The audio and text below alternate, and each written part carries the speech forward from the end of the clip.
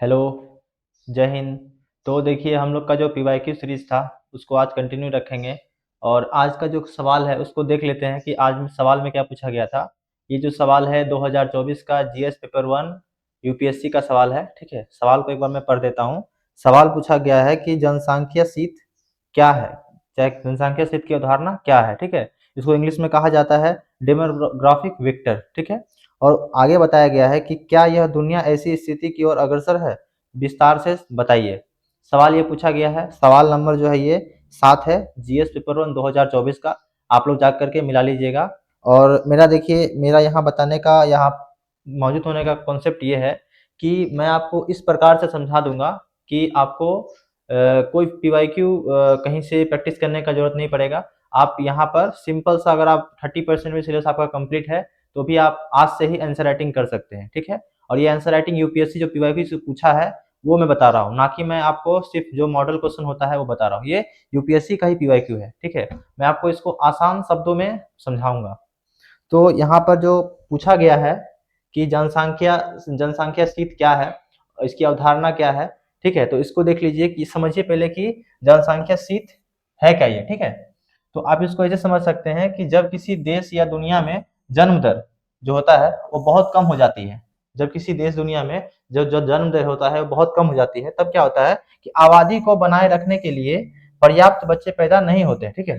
जैसे कि कहीं जन्म दर है बहुत ज्यादा है, कहीं कम है, कहीं पर मध्यम रहता है। तो वही यहाँ बताया गया है कि आबादी को बनाए रखने के लिए पर्याप्त बच्चे पैदा नहीं होते हैं। धीरे धीरे क्या होता है कि जनसंख्या घटने लग जाती है, ठीक है। तो जहाँ जनसंख्या घटने लग जाएगी तो क्या होगा, या तो एक जनसंख्या बढ़ती है, जैसे युवाओं, जैसे जनसंख्या मान लीजिए कि बच्चे जन्म लेते हैं तो वहां पर युवाओं की मात्रा ज्यादा होती है। और जहाँ पर जन्म दर कम होती है वहां बुजुर्गों की मात्रा बढ़ती है। वही बताया गया है कि बुजुर्ग लोगों की संख्या बढ़ जाती है।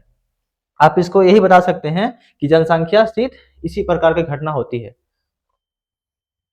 अब देखिए, ये जो इसको कॉन्सेप्ट को आप एक गांव के उदाहरण से समझ सकते हैं, ठीक है। मैं आपको एक उदाहरण लेके आया हूँ। इस प्रकार से है कि मान लो किसी गांव में 100 लोग हैं, ठीक है। मान लेते हैं इसी गांव में 100 लोग हैं। अब क्या है कि यहाँ लिखा गया पहले हर परिवार के 3-4 बच्चे, मतलब बच्चे जन्म होते थे 3-4 हर परिवार में। अब क्या हो गया है कि आबादी बढ़, जैसे देखें यहाँ क्या लिखा है, 3-4 बच्चे को जन्म हो रहा है, फिर क्या लिखा है, आबादी बढ़ रही है। जहाँ जहाँ जब 3-4 बच्चे का जन्म होता है तब क्या होता है, आबादी बढ़ती है। लेकिन अब क्या हो रहा है कि हर परिवार जो है वो सिर्फ एक बच्चे को जन्म दे रहे हैं। तब क्या हो रहा है, तब यहाँ पे है कि नई पीढ़ी जो है वो कम होते जा रहे हैं। जहाँ पर 3-4 थे तो जो आबादी था वो बढ़ रहा था। अब जहाँ नया जो परिवार जो है वो एक बच्चे को जन्म दे रहे हैं, तो क्या हो रहा है, उससे जो हम लोग का जन्म दर है वो क्या हो गया है, क्या लिखा है, नई पीढ़ी का कम हो गई है। नई पीढ़ी इसलिए कम हो गई है। अब देखिए यहाँ बताया गया है कि इसका परिणाम क्या निकलेगा जब इस प्रकार का घटना होता है। देखिए इसी प्रकार का घटना क्या कहलाता है, जनसंख्या का ठंडा पड़ जाना। यही क्या है, जनसंख्या का ठंडा पड़ जाना। अब देखिए यहाँ लिखा गया है कि परिणाम, इसका परिणाम क्या निकलेगा। कुछ समय बाद क्या होता है कि बूढ़े लोग ज्यादा हो जाते हैं, युवा कम हो जाते हैं और काम करने वाले लोग कम हो जाते हैं, जिससे कि हमारे देश की अर्थव्यवस्था पर भी असर पड़ता है। वो आगे हम लोग देखेंगे। अब देखिए यहाँ बताया गया है कि यह क्यों होता है, ठीक है। इसका प्रमुख कारण क्या है, ये होने का प्रमुख कारण क्या है। हम लोग को सिर्फ 150 शब्दों में उत्तर लिखना रहता है। मैं आपको ये कॉन्सेप्ट ऐसा दूंगा कि अब एक बार पढ़ लीजिएगा तो आप ऑटोमेटिक उससे आंसर राइटिंग करिएगा। समझिए कि यहाँ पर ये जो हो रहा है ये क्यों होता है। लिखा गया है कि जन्म दर घटने का कारण क्या है। देखिए यहाँ पर एक ग्राफ दिया गया है, जिसे देखिए किस प्रकार से है, ये 360 आप इसको बोल सकते हैं, ठीक है। ये शॉर्ट नोट्स इस प्रकार से बनाया जाता है। यहाँ लिखा गया है career focus, late marriage, high high cost, फिर लिखा है वुमेन एजुकेशन और अर्बनाइजेशन, ठीक है। अब देखिए यहाँ बताया गया है कि लोग करियर और पढ़ाई को प्राथमिकता देते हैं। जब लोग करियर और पढ़ाई को प्राथमिकता देते हैं तो उससे फिर क्या होता है कि शादी देर से करते हैं जब वो थोड़ा धीरे धीरे शिक्षित होते हैं। फिर लिखा है कि महंगाई और बच्चों का खर्च ज्यादा, ये भी कारण है। फिर लिखा गया है कि शहरों में छोटा परिवार पसंद किया जाता है।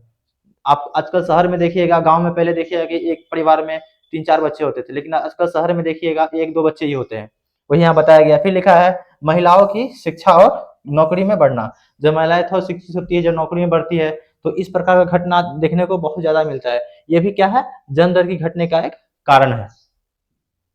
फिर देखिए यहाँ बताया गया है कि क्या दुनिया इस ओर बढ़ रही है। सवाल में क्या पूछा गया था, सवाल में ही पूछा गया था कि जो क्या यह दुनिया ऐसी स्थिति की ओर अग्रसर है, सवाल ही पूछा गया था। आप ये कह सकते हैं, यहाँ पर क्या बताया गया है, हाँ, कई देशों इस दिशा की ओर जा रही है। आप ऐसा नहीं स्टेटमेंट दे दीजिएगा कि नहीं नहीं जा रही है, जा रही है। आप ऐसा बोल सकते हैं कि हाँ कई देश, यहाँ कई जो शब्द है इसका उपयोग करना बहुत जरूरी है। ऐसा बोल दीजिएगा कि हाँ कई देश इस दिशा की ओर बढ़ रहे हैं। वही यहाँ बताया गया है कि देखिए यहाँ लिखा गया है ना, डेमोग्राफिक विंटर वाले देश कौन से हैं। देखिए जापान, जापान क्या है, यहाँ कम जन्म दर है और बुजुर्ग ज्यादा है। जापान में देखिएगा वहां पे बुजुर्गों की संख्या, जैसे भारत में अभी यहाँ पे देखा है तो कितना 60-70 में होता है, वहां बुजुर्ग कम से कम 90 साल, 100 साल, 110 साल इस प्रकार से रहते हैं। वही दिखाया गया है कि साउथ कोरिया क्या है, दुनिया की सबसे कम कम जन्म दर है यहाँ पर, साउथ कोरिया है, जापान है। यूरोप के कई देश आबादी घट रही है, यूरोप के कई देश में क्या है, आबादी घट रही है। जिसमें आप जापान को बोलिएगा, साउथ कोरिया है और यूरोप के कई देश है, ठीक है। अब देखिए यहाँ पे बताया गया है कि युवा आबादी वाला देश। अब युवा आबादी वाला कौन देश है, जो आज देश विकासशील होते हैं ना कि वो विकसित होते हैं। तो विकासशील में देखिए जैसे इंडिया है, अफ्रीका है, फिर क्या है यहाँ पे किस प्रकार का है कि यहाँ पे देश में युवाओं की संख्या बहुत ज्यादा है। लेकिन ये हमेशा के लिए नहीं रहेगा। कुछ अभी अगर इंडिया को देखिएगा 2050 या 2070 तक, तो ये जो स्थिति है परिवर्तन आ जाएगा, ये कुछ समय लगेगी। अब देखिए इसके प्रभाव क्या पड़ेंगे, इसके प्रभाव है इस प्रकार से पढ़ते हैं। देखिए इसके प्रभाव बताया गया है कि अर्थव्यवस्था और समाज पर असर। जब इस प्रकार का घटना घटता है तो अर्थव्यवस्था पर क्या प्रभाव पड़ता है और समाज पर क्या पड़ता है, वही बताया गया है कि काम करने वाले लोग क्या हो जाएंगे, कम हो जाएंगे। अर्थव्यवस्था क्या हो जाएगी, धीमी हो जाएगी। इस प्रकार से भारत का भी अर्थव्यवस्था और देश की तुलना में बहुत स्पीड से ग्रो हो रहा है, जीडीपी। उसी प्रकार से क्या होगा यहाँ, क्यों, क्योंकि यहाँ युवा जनसंख्या इस प्रकार से है, यही बढ़ा रही है। जब ऐसा नहीं रहेगा तो क्या होगा, जो यहाँ पर अर्थव्यवस्था है क्या हो जाएगी, धीमी हो जाएगी।